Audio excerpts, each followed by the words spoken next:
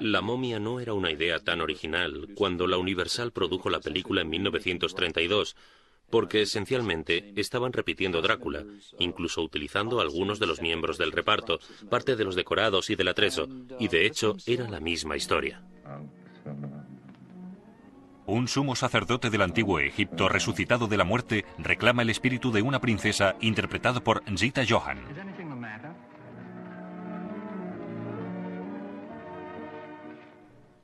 Pero en los años 20 y 30, Egipto y la egiptología fascinaban al público. Cuando Howard Carter y Lord Carnarvon descubrieron el tesoro enterrado del faraón Tutankamón en Egipto, el guionista de La momia, John Balderston, estaba presente como reportero del New York Times. Escribió para el director Carl Freund una película de terror muy moderada. Tenía solo un par de escenas que duraban 5 o 6 segundos que te chocaban, te asustaban. La momia resucitaba y veías cómo abría los ojos y a él no le veías andar. Lo único que veías era una venda moviéndose por el suelo. Pero era suficiente.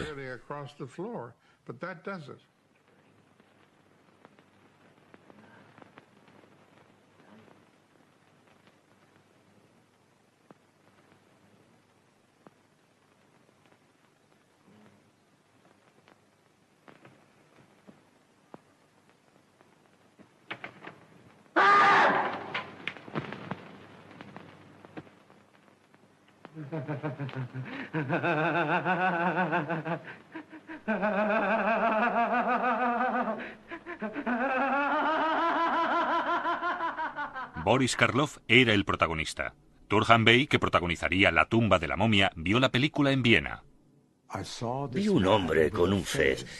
Mi padre era turco y con frecuencia llevaba un fez. Vi a un hombre hermoso. No vi un monstruo ni una amenaza. Vi una cara fascinante, fabulosa.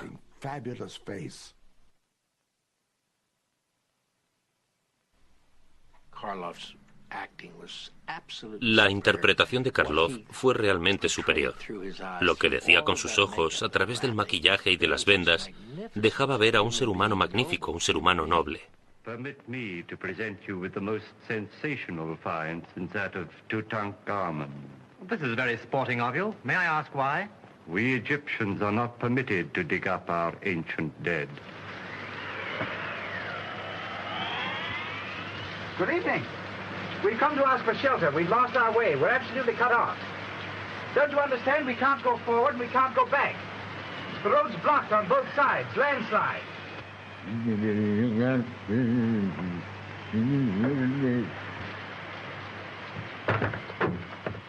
Even Welsh ought not to sound like that. Karloff creía que con ese papel desperdiciaba su talento. Tenía poco más diálogo que en Frankenstein. Pero James Whale se deleitaba con esta oportunidad de trabajar al estilo de Paul Lenny, con la nota añadida de humor perverso. Le dio un papel a Gloria Stuart. Ella estaba impresionada por la dedicación de Whale. Era muy meticuloso. Estaba a cargo del atrezzo. Todas las mañanas el atrezzo tenía que ser perfecto. Comprobaba cuidadosamente el vestuario. Situaba la script a la derecha de la cámara. Participaba en todos los detalles del rodaje de la película, y eso fue particularmente cierto en El caserón de las sombras. Hay muchos detalles que son de James. Gloria Stuart lleva un deslumbrante vestido blanco en la película. Whale dijo que quería que pareciera una llama blanca.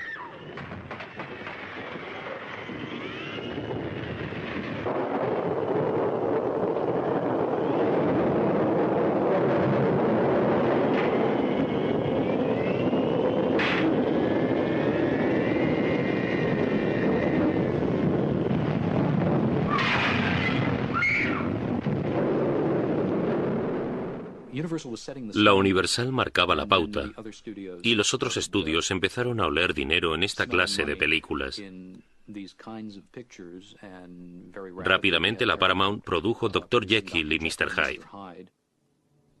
Una versión del Dr. Jekyll fue la primera contribución de la Universal a las películas de terror. King Bagot interpretaba ambos papeles.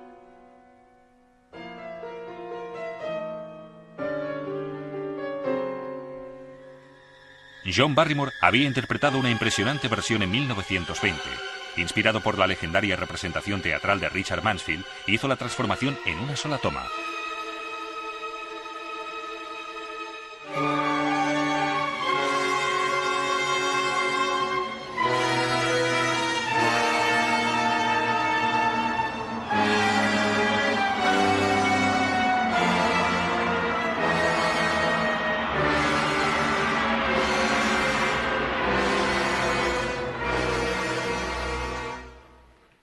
Pero la versión de Reuben Mamoulian la superó con creces. Junto al protagonista, Frederick March, actuaba la actriz de teatro Rose Hobart. Fue algo fascinante, porque en la versión de Barrymore, la cabeza le subía como un cono, y era tan espeluznante que en el momento en que aparecía esa horrible cara, todo el mundo se echaba hacia atrás. ¿Qué es eso? Vimos la película tal como él la había realizado y estábamos seguros de que no habíamos copiado nada de lo que había hecho anteriormente. La transformación de Jekyll a Hyde ocurre en una sola toma, sin cortes.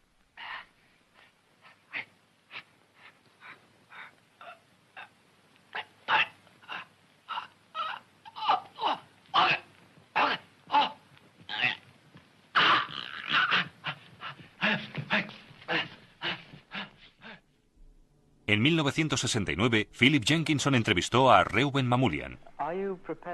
¿Está preparado para divulgar por lo menos parte de los secretos que conformaron la sorprendente metamorfosis de Jekyll en Hyde?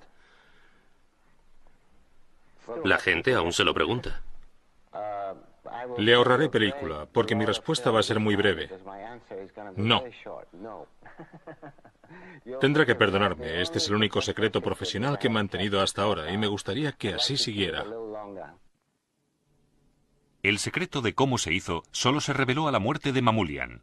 El cámara era Cal Struz, y el truco que utilizó lo repitió en Ben-Hur, cuando Jesús cura a las leprosas. Se graduó un filtro del rojo al azul. El maquillaje pintado de rojo se rodó con el filtro azul. Cuando el filtro iba virando lentamente a rojo, parecía que el maquillaje desapareciera. En el caso del Dr. Jekyll, el truco se utilizó al revés.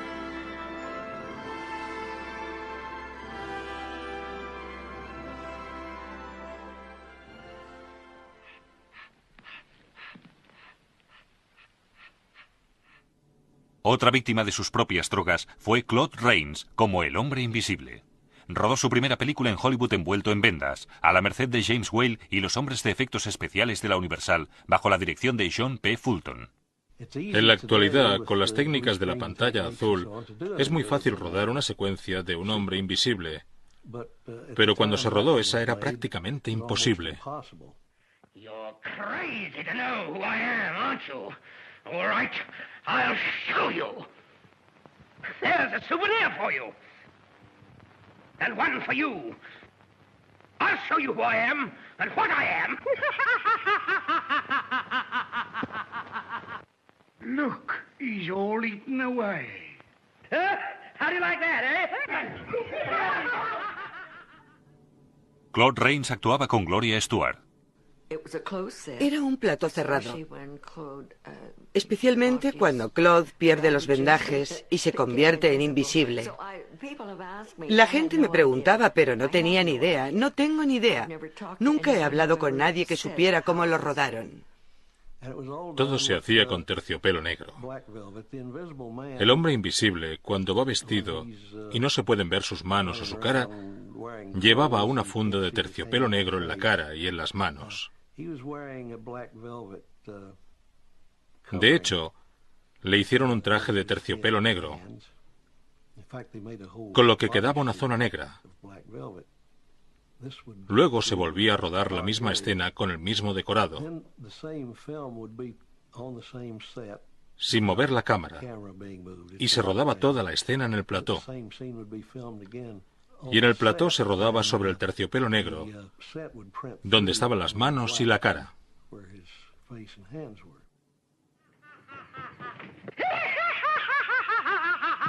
It was horrible. Flora, my darling. Thank God you're home, Jack. I would have come to you at once, Flora, but for this. Claude Rains me hacía retroceder en el decorado hasta que James decía, vamos, Claude, no estamos en el teatro. Podemos cortar y rodarlo de nuevo. Tiene que ser a partes iguales. No voy a permitir que Gloria le dé la espalda a la cámara. Oh, lo siento, James. Lo siento, Gloria. ¿Lo sentía? For you, Flora.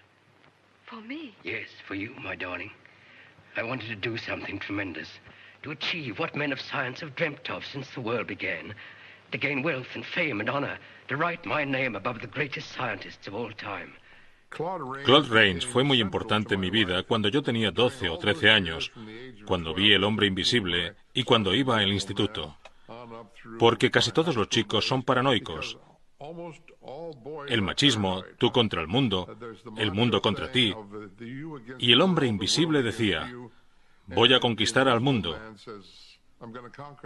Y todos los chicos que se sentían hombres veían la película y se convertían en Claude Rains, en el hombre invisible, y querían tener su poder.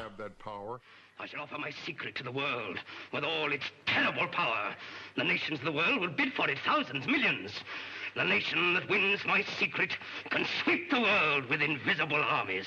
Dieses deutsche Volk emporführen durch eigene Arbeit. Adolf Hitler llegó al poder en Alemania el mismo año en que se estrenó la película, y la vida empezó a imitar el arte. Los judíos eran deportados de Alemania y la industria cinematográfica se vio seriamente afectada. Karl Laemmle se encontraba entre los que organizaban misiones de rescate. Mientras la barbarie medieval volvía a reinar en Alemania, la Universal seguía explotándola como diversión, utilizando el estilo del antiguo cine alemán.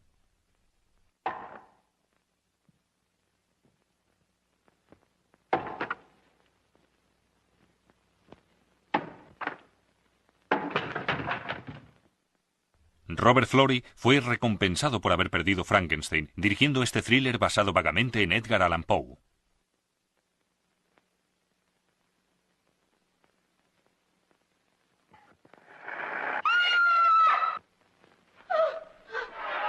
El final era una copia de Caligari.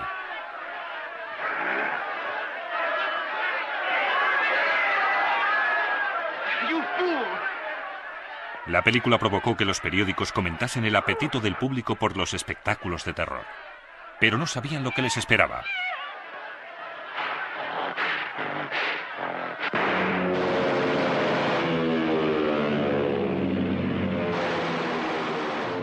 King Kong de la RKO mostraba al rey de la selva siendo abatido a tiros en la última planta del Empire State Building. El gorila fue animado por Willis O'Brien. Cuando el animal cogía a Fay Gray, el público tenía que creer en lo imposible. Todo era imaginación, aunque había una mano enorme sujeta a una gran barra para que pudieran elevarla una vez que yo estaba cogida entre los dedos. Es decir, yo estaba en el suelo del estudio y me envolvían con los dedos y luego me subían al aire. La imaginación que tenías que echarle era tremenda, ya que tenías que imaginar que estabas en poder de King Kong, de toda la criatura.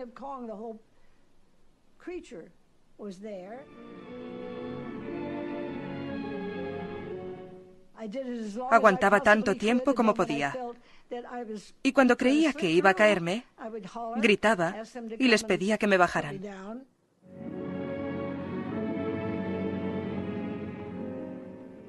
El productor Marion C. Cooper fue el modelo para el explorador Carl Denham, interpretado por Robert Armstrong. Ever since the trip I made to Africa, I'd have got a swell picture of a charging rhino, but the cameraman got scared. That darn fool, I was right there with a rifle. Seems he didn't trust me to get the rhino before it got him. I haven't fooled with cameraman since, to do it myself. Think he's crazy, Skipper? Just enthusiastic. Entusiasmado. Era como un niño entusiasmado. Rebosaba entusiasmo con cualquier idea que tuviera. Y tenía un magnetismo especial.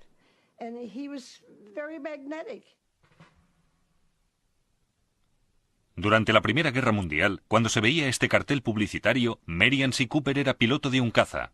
Más tarde serviría en Polonia, y su compañero Ernest Schoensack era cámara de combate. Juntos rodaron películas de expediciones. La más famosa fue Grass. Schoensack dirigió las escenas de acción en King Kong. Cooper y O'Brien se encargaron de escenas como estas.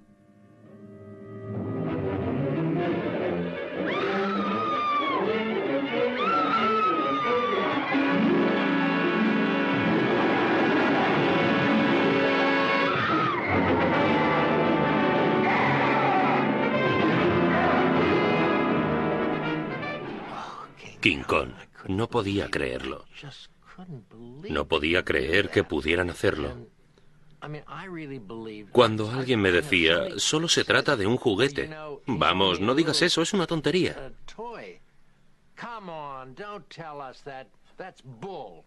Sabíamos que mentían. Sabíamos que era de verdad. Es un tributo al trabajo de O'Brien que sigue siendo difícil imaginar a King Kong como una maqueta, a pesar de las mejoras en los efectos especiales que han tenido lugar desde 1933. Pero era una maqueta, aunque variaba de tamaño de una escena a otra.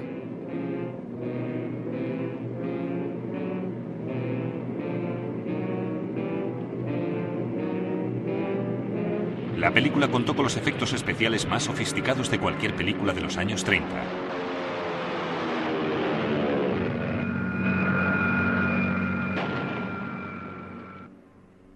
Schoensack y Cooper interpretaron a los pilotos de la escena final.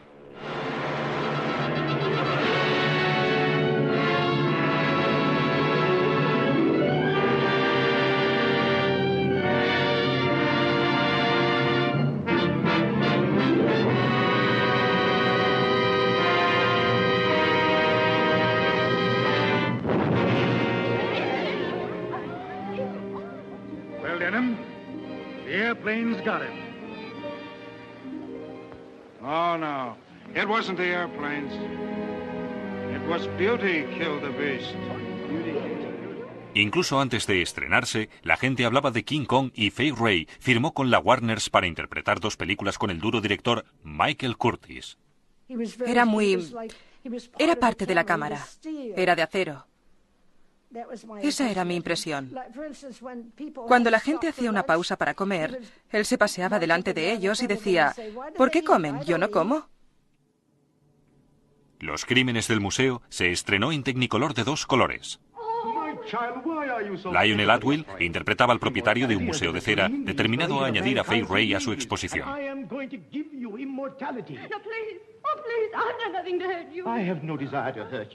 You will always be beautiful. Think, my child. In 1,000 years, you will be as lovely as you are now. Come. No, no. Come. Let me go. Let me go. Me paré tan pronto, le cayeron unos trozos de cera de la cara. Me dejó helada la visión de lo que había debajo. Naturalmente no iba a decir, quiero ver más, pero él quería que siguiera golpeándole hasta que cayera todo.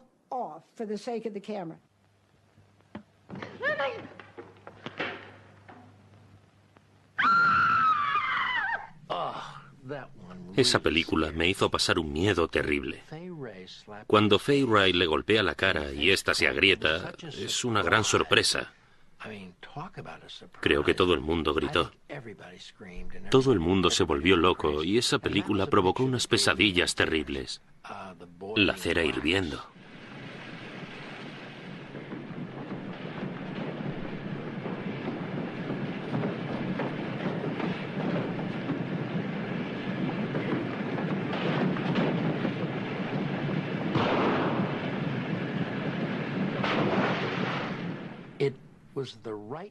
Era la película idónea para verla en color.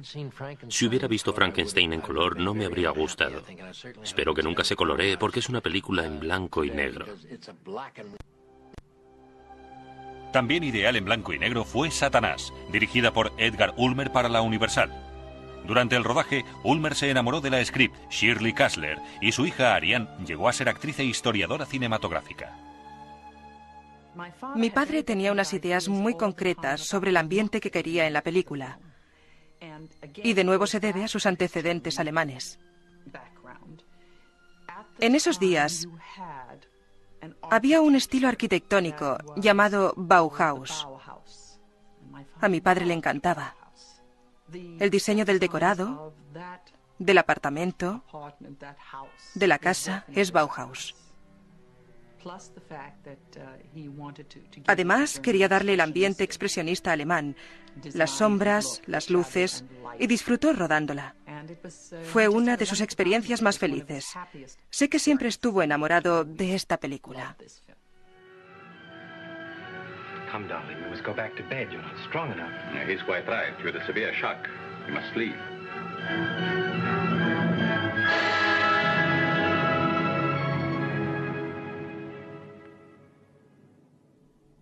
Por primera vez, Bela Lugosi sería el oponente de Boris Karloff.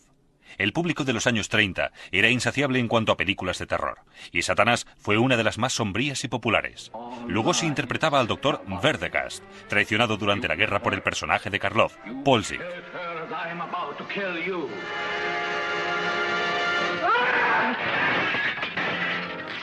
El clímax se alcanza cuando vemos a Verdegast arrancarle la piel a Polzik. Do you know what I am going to do to you now? No? Did you ever see an animal skin, Hjalmar? That's what I'm going to do to you now. Los directivos estaban aterrados por los resultados obtenidos, especialmente porque papá Lemle no estaba y no sabían cómo se les había ido de las manos. No era lo que ellos esperaban. Como consecuencia, hubo 2 días extra de rodaje y mi padre estaba muy orgulloso de haberles engañado.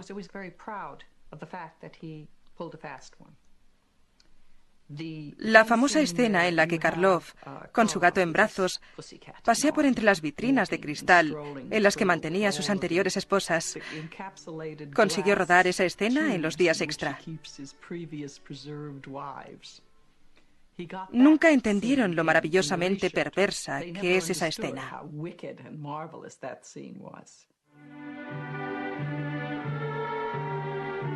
Satanás fue la culminación de una obsesión personal de Ulmer. La rodó en 19 días, con un bajo presupuesto, y ganó una fortuna.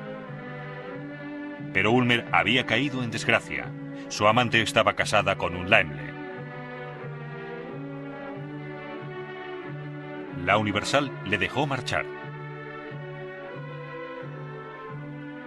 Ulmer le dio el nombre al personaje en honor a Hans Polzik, director de arte de El Golem y amante del Bauhaus, pero se basó en Fritz Lang. Mi padre admiraba a Lang, pero como persona no era muy agradable, y decía que hacía trabajar a los demás como un sádico. La fusta en la mano y todas esas caricaturas que hemos visto de los directores alemanes de esa época. Fritz Lang dirigió la película que probablemente causó el mayor impacto en el cine de ciencia ficción y de terror en Norteamérica, Metrópolis, una visión del futuro de escala épica.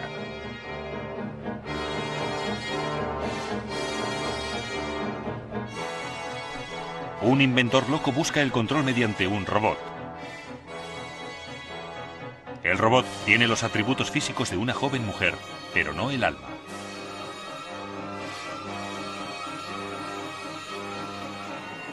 Metrópolis inspiró a James Whale, al igual que Ernest Thesiger como el Dr. Pretorius y Colin Clive como Henry Frankenstein. Conseguía la energía de una tormenta eléctrica para crear una mujer, una novia para el monstruo de Frankenstein.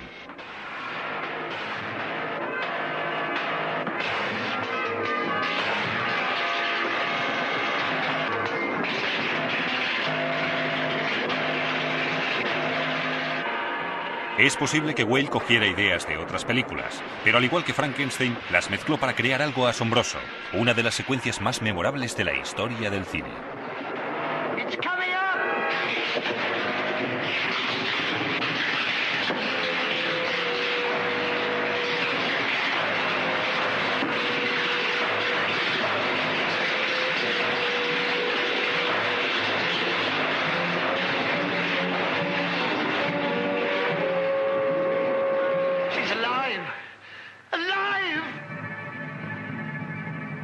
Whale no quería rodar una segunda parte de Frankenstein, pero por fin se dio cuenta de que la parodia que podía hacer con la ayuda de Elsa Lanchester y Ernest Thesiger. The Bride of Frankenstein.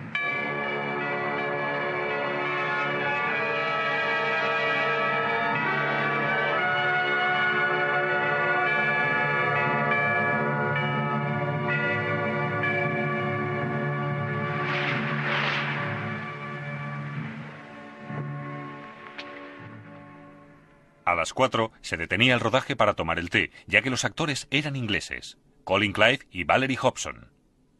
La elección de Ernest Thesiger fue inspirada, ya que era un maestro de lo que se llegó a conocer como humor inglés. My first experiment was so lovely that we made her a queen.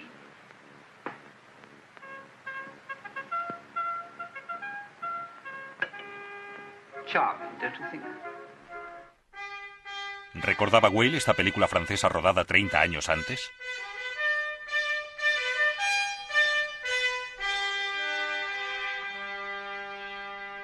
Whale tomó la radical decisión de que el monstruo debería hablar como en la novela.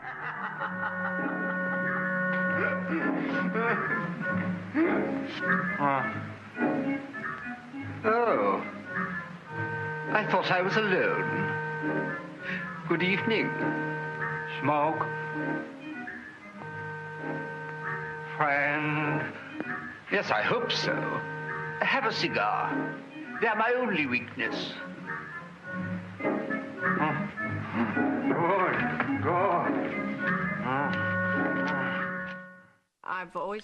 Siempre me han dicho que mi padre se oponía a que el monstruo hablara, y creo que la historia del cine les ha dado la razón. Esa película ha resistido el paso del tiempo tan bien y sigue siendo tan aclamada por la crítica que creo que hicieron bien al no hacerle caso a mi padre sobre que el monstruo hablara. Remember, this is bread. Bread. Bread. And this is wine. To drink.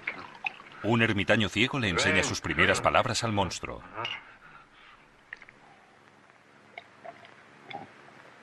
Good, good. We are friends, you and I. Friends.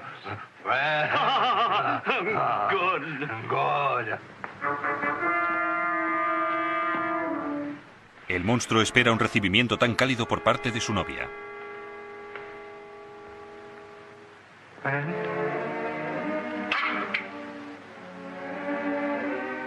Friend.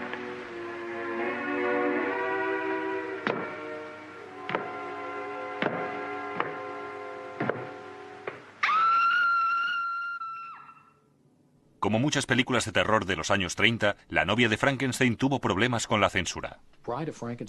La novia de Frankenstein fue una de las películas más polémicas de los años 30, porque tras cada lápida tenía algo a lo que podían objetar, especialmente las alusiones a la blasfemia. Think of the power to create a man.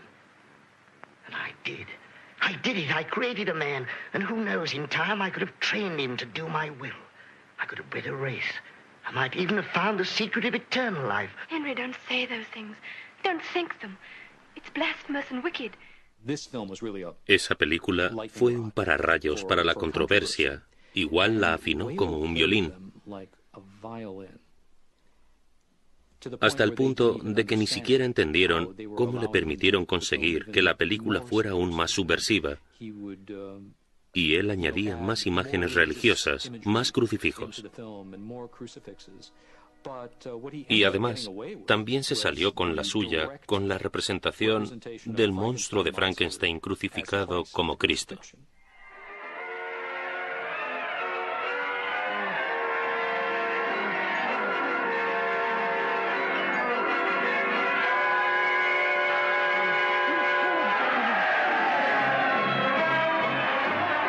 La película no proporcionó tanto dinero como su predecesora, pero recibió muy buenas críticas y en la actualidad sigue siendo una de las películas de terror más admiradas.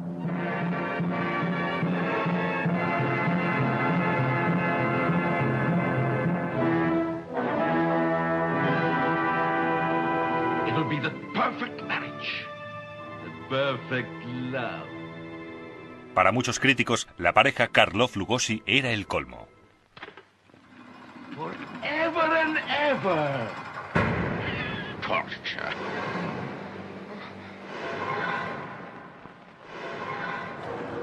Estas imágenes provocaron protestas internacionales.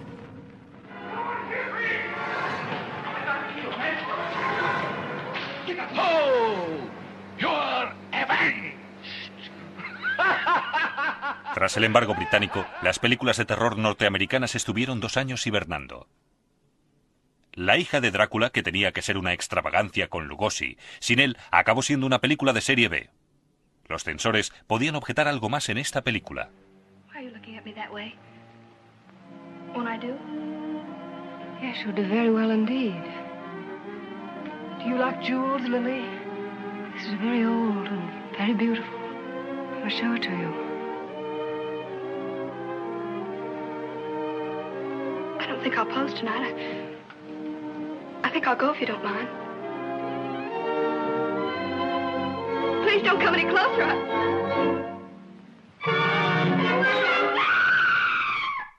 La hija de Drácula fue la última de este primer ciclo. También marcó el final del régimen de Laemmle en la Universal. Y esa es otra razón por la que el posterior ciclo de películas de terror tuviera otro sabor. Los Laemmle perdieron su estudio porque tenían demasiados créditos.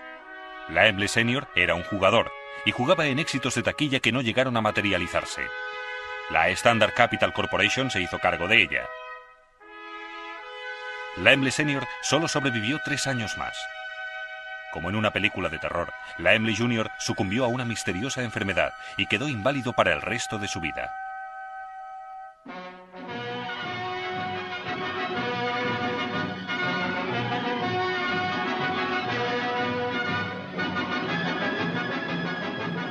El nuevo régimen borró las películas de terror de su programación. Ellos también estaban abocados al desastre, pero una programación basada en los viejos éxitos los salvó. La Universal no era consciente de que tenía algunas obras maestras. En 1939 había un cine llamado Regina en Wilshire, esquina con la Ciénaga, donde todas las noches, toda la noche, 24 horas al día, durante un año, ofrecían Frankenstein y Drácula. Y las colas daban la vuelta a la manzana. La gente venía a las 3 de la mañana para ver estas 2 películas. El éxito de las reposiciones animó a la nueva Universal a producir La sombra de Frankenstein. Basil Rathbone interpretaba a Wolf von Frankenstein, determinado a repetir los experimentos de su padre sin saber que el resultado de dichos experimentos seguía con vida.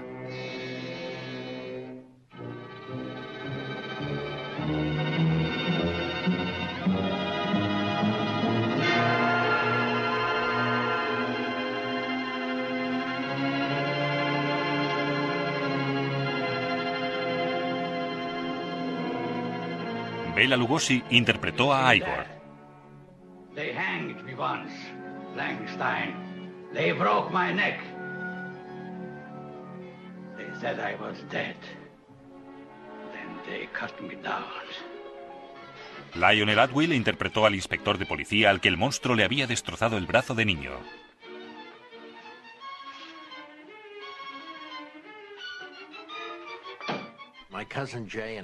Mi primo Jay y yo solíamos imitarle.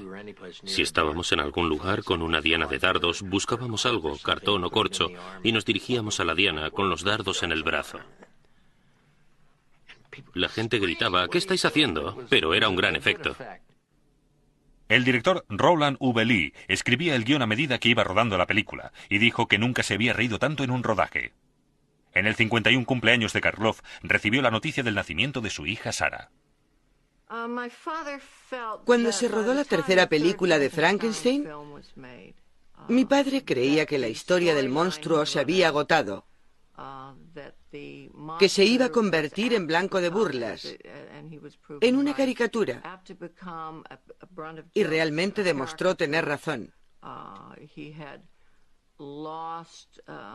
Había perdido gran parte de lo que mi padre quería comunicar en cuanto a que el monstruo era una víctima y creía que la historia se había agotado y cualquier otra cosa sería desastrosa. Y el monstruo de Frankenstein tuvo una muerte memorable.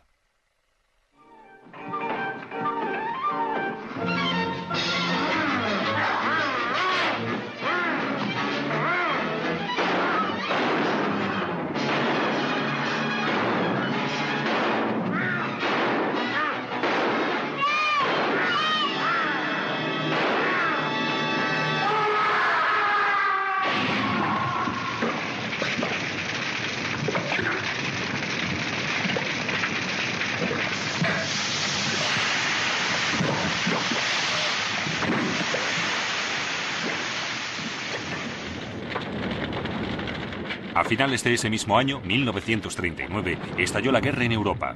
Era consecuencia de los fallos de los tratados de paz de la Primera Guerra Mundial, la guerra que había inspirado tantas películas de terror. Pero no fue hasta el final del primer ciclo de películas de terror de la Universal que una película francesa, J'accuse, se enfrentó a la guerra. Hay un momento aterrador al final de J'accuse, cuando los muertos de la Primera Guerra Mundial se levantan de su tumba con sus caras mutiladas y marchan hacia las ciudades del mundo. En esos rostros, mientras marchan, se puede ver a Lon Chaney y a Boris Karloff y a todos los demás.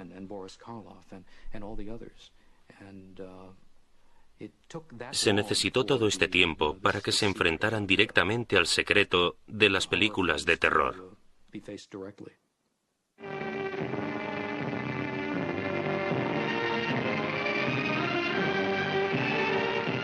Regardez-les bien, pour que l'envie de vous battre s'arrache à jamais de vos cervelles.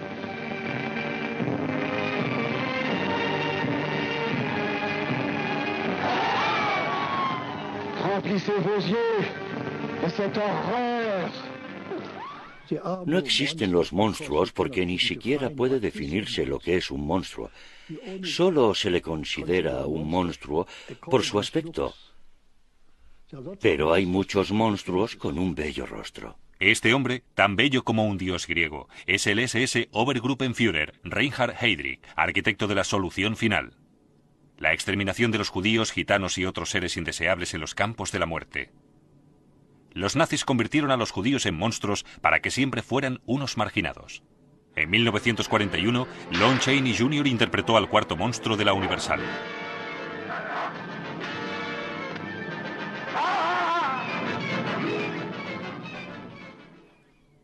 La idea era de Kurt Siodmak, cuyo guión original fue cambiado por George Wagner, director de producción de la Universal. Lo cambió. En mi guión era un mecánico norteamericano que iba a Inglaterra a instalar un telescopio, y él lo cambió por el hijo de un lord. Yo no podía imaginar a Lon Chaney como el hijo de un lord. Chaney, el hijo del gran actor, la interpretó con Claude Rains. A pesar de los cambios, el hombre lobo se convirtió en el monstruo más popular durante los años de la guerra, con varias secuelas de la misma, y pasó a formar parte de la mitología. Escribí un cuarteto, aunque nunca lo había escrito, pero lo hice. Es un hombre puro de corazón y dice sus oraciones por la noche.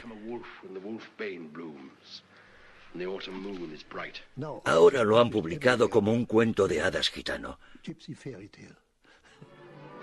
Chaney es mordido por un lobo y ve que se está convirtiendo en uno. La primera transición se concentra en las piernas.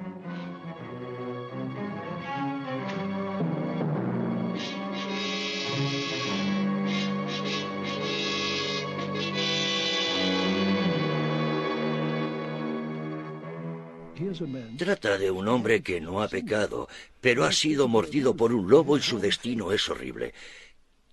Quiere huir de su destino, no sabe lo que le ha ocurrido. Me recuerda a mí mismo. Yo nací en 1902 en Alemania y soy judío. ¿Hubiera elegido ser judío en Alemania de 1902? No, no lo habría hecho. Es nuestro destino. Estoy sentado aquí, en esta lujosa casa que ven, pero quién sabe, sin Hitler yo no estaría aquí. Los nazis eran unos monstruos, y a pesar de que el público no sabía lo que pasaba más allá de los muros de Auschwitz, Los experimentos que el doctor Joseph Mengele llevaba a cabo eran extrañamente paralelos a los argumentos de muchas de esas películas de ciencia ficción.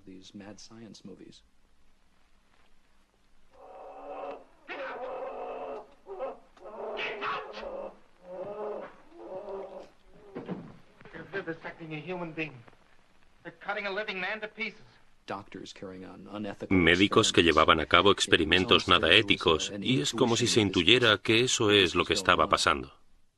Poca gente conocía los auténticos horrores, como esta imagen de un campo de la muerte, y durante los años de la guerra en Norteamérica, las viejas películas de terror fueron tan populares como siempre. Aquí, Lugosi interpreta al monstruo. Muy pronto cualquiera podría interpretar a un monstruo.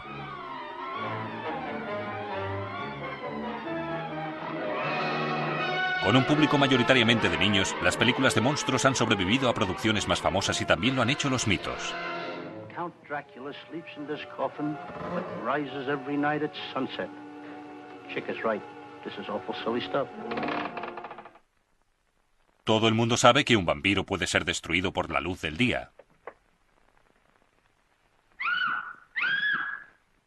Que un hombre lobo puede matarse con un arma con punta de plata.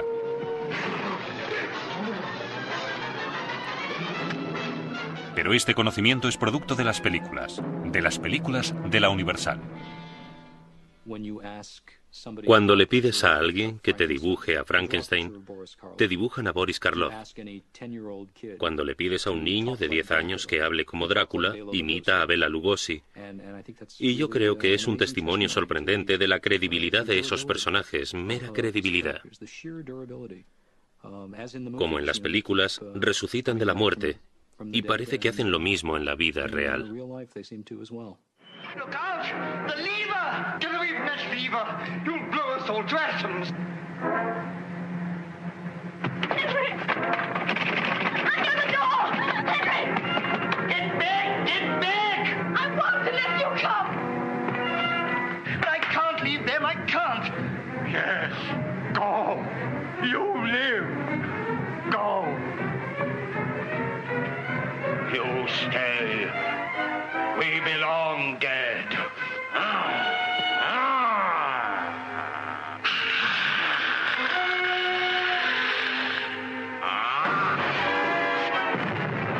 Las películas han inspirado a generaciones de productores y de público.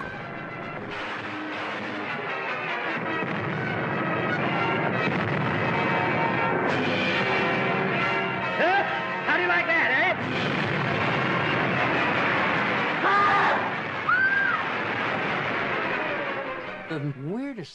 Lo más curioso es que aquí estoy yo, un anciano, que he visto esas películas hace 60 o 65 años, pero siguen grabadas en mi memoria. Aún me produce placer hablar de ellas. Creo que fueron unas películas muy importantes, realmente importantes. For one who has not lived even a single lifetime, you are a wise man.